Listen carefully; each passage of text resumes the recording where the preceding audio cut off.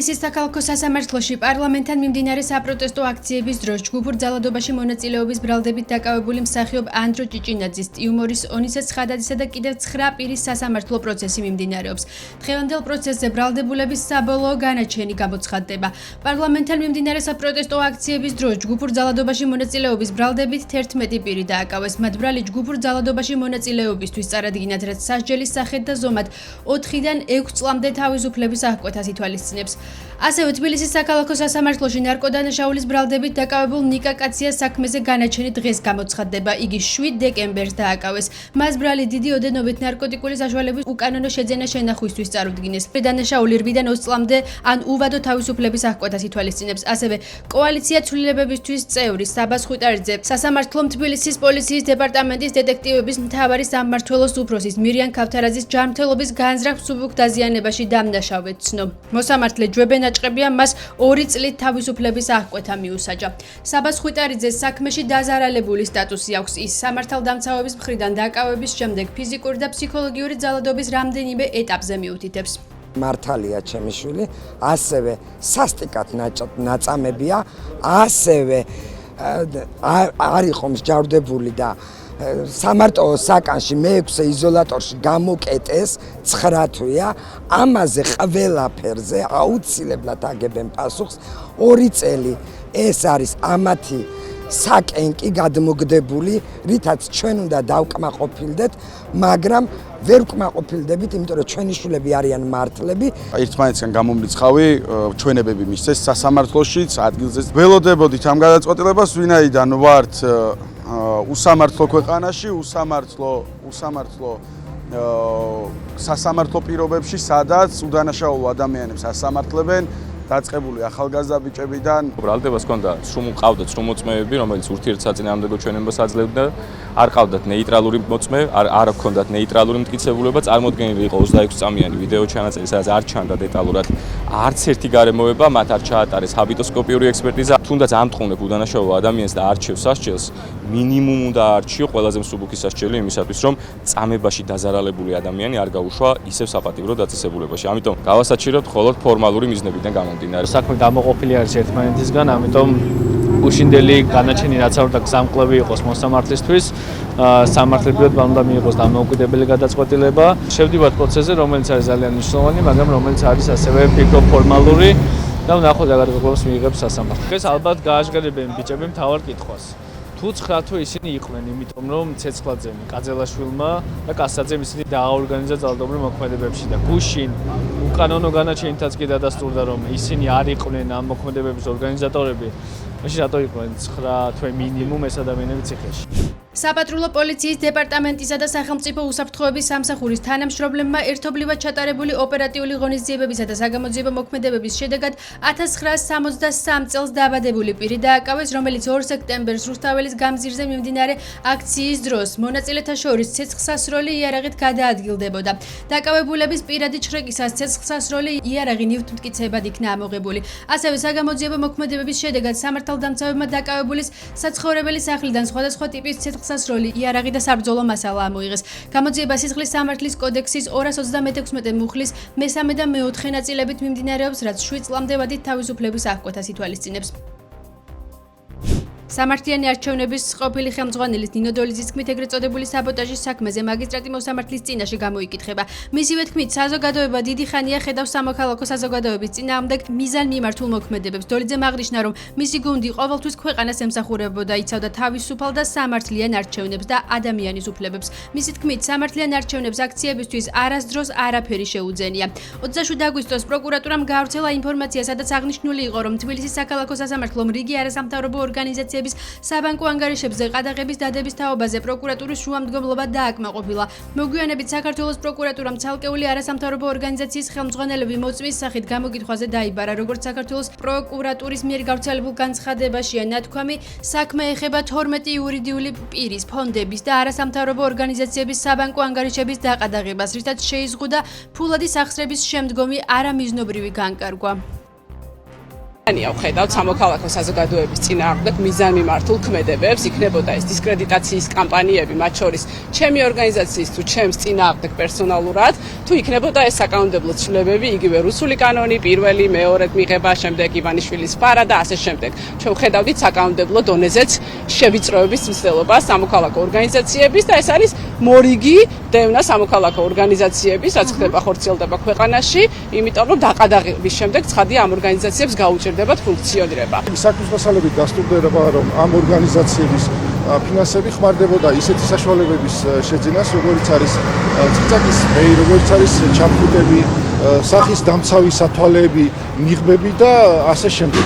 გარდა ამისა, საქმის მასალებით დასტურდება, რომ ეს ფონდები ჩართულები იყვნენ სამართალდარღვევის წახალისებაში, რაც გამოიხატებოდა სამართალდარღვევი პირების ჯარიმების გადახდაში. აქ ყურადღება უნდა მივაქციოთ, ეს არ იყო ჯარიმის ჯერადი გადახდა, ამას ჰქონდა მასობრივი ხასიათი და ასევე ეს გამოიხატებოდა ბრალდებული სახით დაკავებული პირების საადვოკატო მომსახურებაში პირადი არც კი ხვენიათ რომ არასამთავრობო ორგანიზაციებს ებრძვიან, იმიტომ რომ ისინი ცდილობენ დაეხმარონ იმ ორგანიზაციებს, ვინც იცავს საქართველოს ინტერესებს, დაეხმარონ იმ ხალხს, ვინც გამოდის საქართველოს იზოლაციის გასაპროტესტებლად, ვინც გამოდის საქართველოში დემოკრატიის განადგურების გასაპროტესტებლად და ამ მოღალატური კრიმინალური რეჟიმის მშვიდობიანად გასაპროტესტებლად.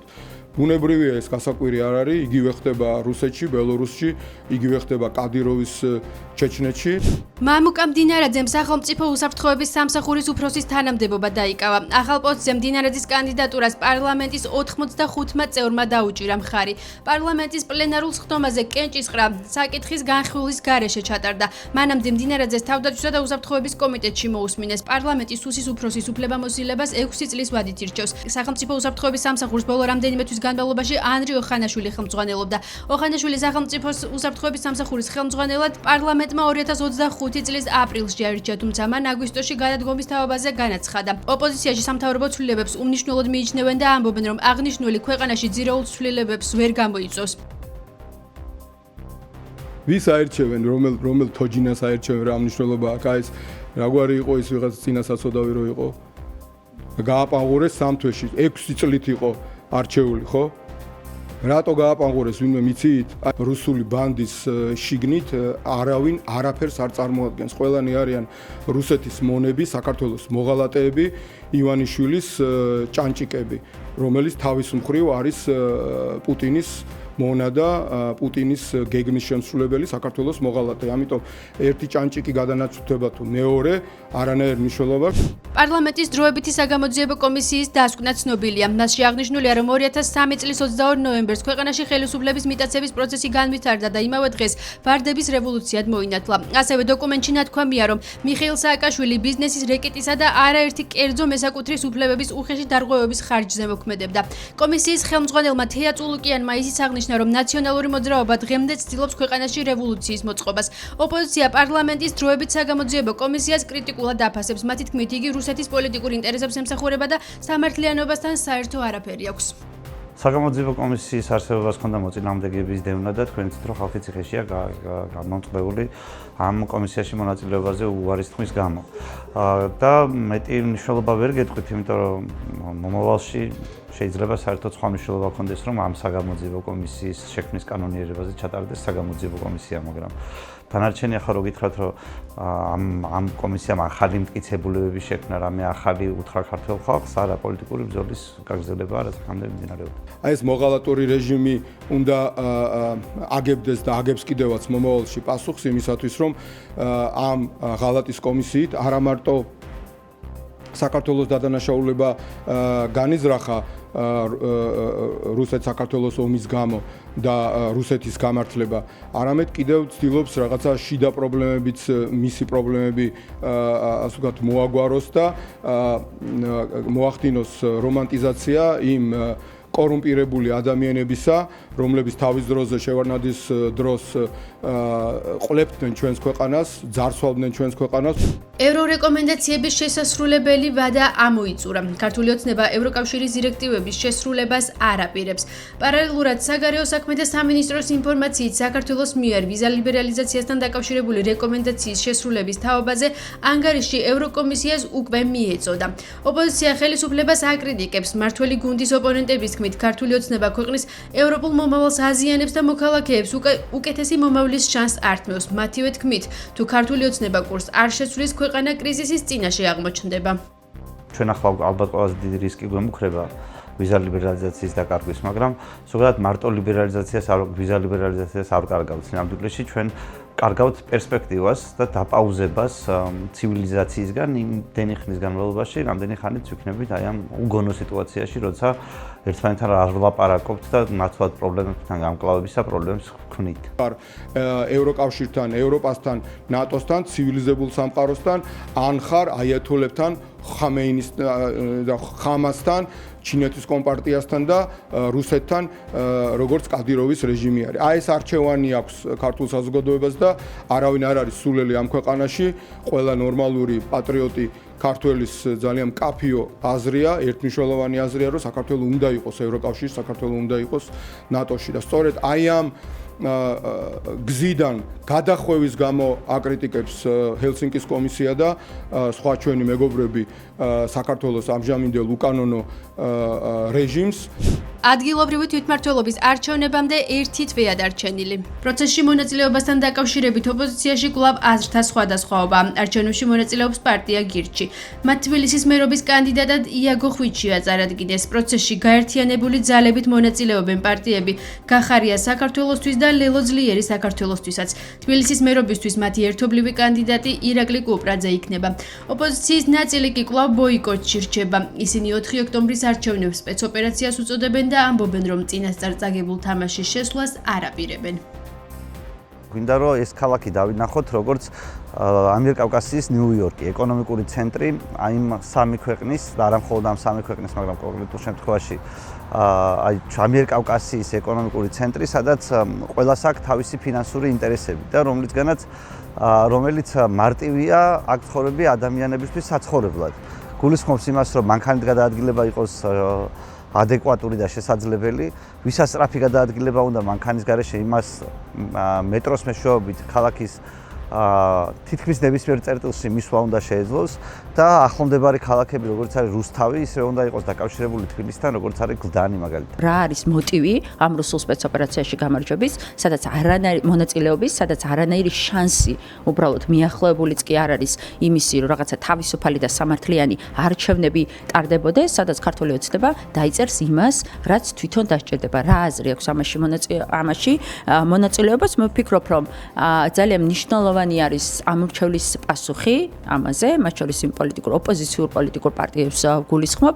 უკრაინული მედია ქვეყნის შეიარაღებული ძალების საჰაერო ძალებზე დაყრდნობით აცხადებს, რომ რუსებმა უკრაინას 2 სექტემბრის საღამოდან 502 უპილოტოს საფრენი აპარატისა და 24 რაკეტის გამოყენებით შეუტიეს. მათივე ინფორმაციით, საჰაერო თავდაცვის ძალებმა მტრის-კუთვნილი 451 საჰაერო სამიზნე ჩამოაგდეს და გაანეიტრალეს, მათ შორის 430 დრონი და 14 კალიბრის ტიპის ფრთოსანი რაკეტა. დარტყმები და განადგურებული უპილოტო საფრენი აპარატების ნამსხვრევები 14 ლოკაციაზე ჩამოვარდა.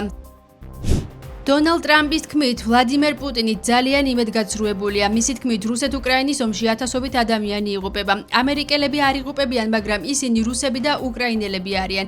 ტრამპმა ისიც აღნიშნა, რომ მისი პრეზიდენტობის შემთხვევაში ეს ომი არ დაიწყებოდა. მისი თქმით, ყოველდღიურად 7000 ადამიანი იღუპება. მათი უმეტესობა კი ჯარისკაცია. ტრამპმა აღნიშნა, რომ თუ ამ პროცესის შეჩერება შესაძლებელია, იგი ვალდებულია, რომ ეს გააკეთოს. უკრაინის პრეზიდენტის ვოლოდიმერ ზელენსკისა და რუსეთის პრეზიდენტის ვლადიმერ პუტინის შეხვედრის ორგანიზებაზე საუბარი აქტიურად მიმდინარეობს, თუმცა ამის ფონზე რუსეთი უკრაინაზე თავდასხმებს ყოველდღიურად განაგრძობს, რის შედეგადაც მშვიდობიანი მოსახლეობა იღუპება.